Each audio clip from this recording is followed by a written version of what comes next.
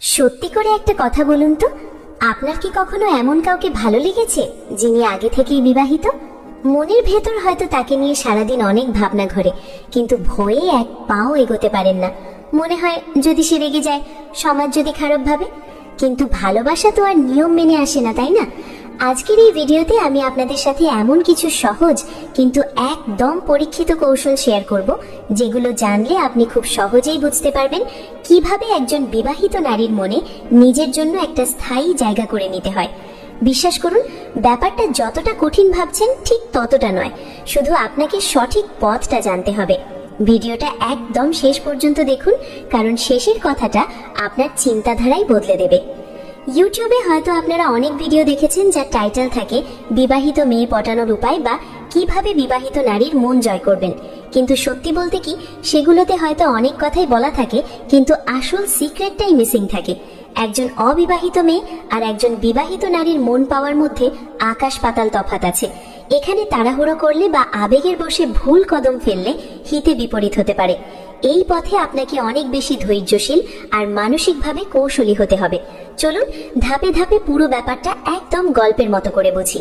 প্রথমেই যে ব্যাপারটা নিয়ে কথা বলবো সেটা হলো আপনার নিজের মাইন্ডসেট বা মানসিক প্রস্তুতি। জানেন, এই খেলায় আপনার সবচেয়ে বড় শত্রুকে অন্য কেউ নয়, আপনার নিজের ভেতরের ভয়। আপনি যখনই তার সামনে যাচ্ছেন, আপনার মনে যদি ভয় কাজ করে, যদি হাত পা কাঁপে বা কথা জড়িয়ে যায়, তাহলে কিন্তু শুরুতেই আপনি গেম থেকে আউট হয়ে গেলেন। কারণ মেয়েরা, বিশেষ করে বিবাহিত নারীরা, এমন পুরুষ পছন্দ করেন যারা আত্মবিশ্বাসী, যাদের মেরুদণ্ড সোজা। আপনি যদি তাকে দেখে মিনমিন করেন বা খুব বেশি নার্ভাস হয়ে যান, তিনি মনে মনে ভাববেন, আরে এ তো নিজেই নিজেকে সামলাতে পারে না, আমাকে আবার কি সামলাবে। মনে রাখবেন, একজন নারী সব সময় তার সঙ্গীর মধ্যে একটা নিরাপত্তা খোঁজে। তাই প্রথম কাজ হলো নিজের ভেতর থেকে সব ভয় ঝেড়ে ফেলা। নিজেকে এমন ভাবে প্রস্তুত করুন যেন আপনার চোখে মুখে কোনো দ্বিধা না থাকে। আত্মবিশ্বাসটাই হলো আসল চাবিকাঠি। দ্বিতীয় ধাপটা হলো আপনার উপস্থিতি আর আপনার সেই জাদুকরী হাসি। ধরুন আপনি তাকে মনে মনে খুব পছন্দ করেন, কিন্তু সে হয়তো আপনাকে ভালো করে চেনেই না। এখন হুট করে একদিন গিয়ে প্রেমের প্রস্তাব দিলে তো জুতোর বাড়ি খাবার সম্ভাবনাই বেশি থাকে, তাই না? তাই কোনোভাবেই তাড়াহুড়ো করা যাবে না। প্রথমে আপনাকে তার নজরে পড়তে হবে। একটা নির্দিষ্ট সময় এবং একটা নির্দিষ্ট জায়গা ঠিক করে নিন যেখানে তার সাথে আপনার দেখা হওয়ার সুযোগ আছে। হতে পারে সেটা বাস স্টপেজ, মোড়ের কোনো দোকান বা আপনাদের এলাকার কোনো রাস্তা। প্রতিদিন নিয়ম করে সেই সময়ে সেখানে উপস্থিত থাকুন, কিন্তু সাবধান, একদমই তাকে বিরক্ত করবেন না বা তার পিছু নেবেন না। শুধু তার দৃষ্টির সীমার মধ্যে থাকুন। যখনই আপনাদের চোখাচোখি হবে, তখন খুব মিষ্টি করে একটা আলতো হাসি দিন। ব্যাস, এটুকুতেই কাজ হবে। শুরুতে কোনো কথা বলারই দরকার নেই। এই যে আপনি তাকে দেখছেন, একটা সুন্দর হাসি দিচ্ছেন এবং তারপর নিজের কাজে চলে যাচ্ছেন, এই ব্যাপারটা তার মনে মারাত্মক একটা কৌতূহল তৈরি করবে। তিনি ভাবতে শুরু করবেন, এই ছেলেটা রোজ আমাকে দেখে হাসে কেন? এই কৌতূহলটাই হলো প্রেমের প্রথম ধাপ। এই সময়টাতে আপনাকে খুব ধৈর্য ধরতে হবে। হতে পারে আপনি 2 দিন, 3 দিন বা 7 দিন হাসলেন, কিন্তু তিনি কোনো পাত্তাই দিলেন না। এতে একদম হতাশ হবেন না। বিবাহিত মহিলাদের মন পাওয়ার উপায়গুলোর মধ্যে সবচেয়ে শক্তিশালী হাতিয়ার হলো ধৈর্য।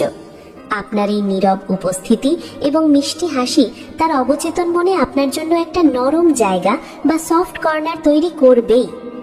তৃতীয় ধাপে এসে আমরা কথা বলা শুরু করব। আপনার নিয়মিত দেখা দেওয়া আর হাসির কারণে যখন একটা মোটামুটি পরিচিতি তৈরি হয়ে যাবে, তখন একদিন সুযোগ বুঝে কথা বলা শুরু করতে হবে। আর কথা বলা শুরু করার সেরা অস্ত্র হলো প্রশংসা। তবে হ্যাঁ, কোনো চাটুকারিতা বা তেল মারা চলবে না। মানে যেটা মিথ্যে সেটা বলবেন না। তার এমন কোনো গুণের বা সৌন্দর্যের প্রশংসা করুন যেটা আসলেই সুন্দর। মেয়েরা প্রশংসা শুনতে ভীষণ ভালোবাসেন, বিশেষ করে বিবাহিত জীবনে। অনেক সময় তারা তাদের স্বামীদের কাছ থেকে এই ছোট ছোট প্রশংসাগুলো পান না। সংসারের চাপে অনেক স্বামী ভুলে যান তার স্ত্রীকে একটু সুন্দর করে কিছু বলতে। সেখানে আপনি যখন তার ছোটখাটো বিষয়গুলো লক্ষ্য করবেন এবং সুন্দরভাবে প্রশংসা করবেন, তখন তিনি আপনার প্রতি আলাদা একটা টান অনুভব করবেন। এবার আসছি সবচেয়ে গুরুত্বপূর্ণ ধাপে, আর সেটা হলো মানসিক আশ্রয় বা ইমোশনাল সাপোর্ট। ভেবে দেখুন তো, একজন বিবাহিত নারী কেন বাইরের কারো প্রতি আকৃষ্ট হবেন? এর সবচেয়ে বড় কারণ হলো তার বর্তমান সম্পর্কে শূন্যতা। অনেক নারী আছেন যারা হয়তো সংসারে সবকিছু পাচ্ছেন, কিন্তু স্বামী তাদের সময় দেন না, তাদের মনের কথা শোনেন না, মানসিকভাবে তারা খুব একা হয়ে পড়েন। তারা এমন কাউকে খোঁজেন যার কাছে তারা মন খুলে কথা বলতে পারবেন, যিনি তাদের বিচার করবেন না, শুধু শুনবেন। আপনাকে সেই মানুষটা হতে হবে। যখন তার সাথে আপনার কথাবার্তা একটু গভীরে হবে, তখন দেখবেন তিনি তার জীবনের দুঃখ কষ্টের কথা আপনার সাথে শেয়ার করছেন। এই সময়টাতে ভুলেও তাকে জ্ঞান দিতে যাবেন না বা বড় বড় উপদেশ দেবেন না।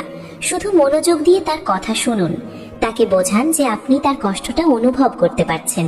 এই সহমর্মিতা তার মনে আপনার জন্য এক বিশাল জায়গা তৈরি করবে। সবশেষে একটা কথা খুব গুরুত্ব দিয়ে মনে রাখবেন, প্রেম বা সম্পর্ক কোনো জোর জবরদস্তির বিষয় নয়, এটা হলো অনুভূতির ব্যাপার। কারো সুখের সংসার ভেঙে দিয়ে নিজের সুখ পাওয়া কখনোই স্থায়ী সুখ হতে পারে না। যদি কখনো এমন পরিস্থিতিতে পড়েন, তাহলে আগে ভাববেন আপনার পদক্ষেপে কার কতটা ক্ষতি হতে পারে। সম্মান, সীমারেখা এবং নৈতিকতা বজায় রেখে তবেই সিদ্ধান্ত নিন। আশা করি আজকের এই আলোচনা আপনাদের অনেক কিছু নতুন করে বুঝতে সাহায্য করেছে। যদি ভিডিওটি আপনাদের ভালো লেগে থাকে এবং কথাগুলো সত্যি বলে মনে হয়, তাহলে এক্ষুনি ভিডিওতে একটা লাইক দিয়ে দিন। আপনাদের একটা লাইক আমাকে অনেক বেশি অনুপ্রাণিত করে।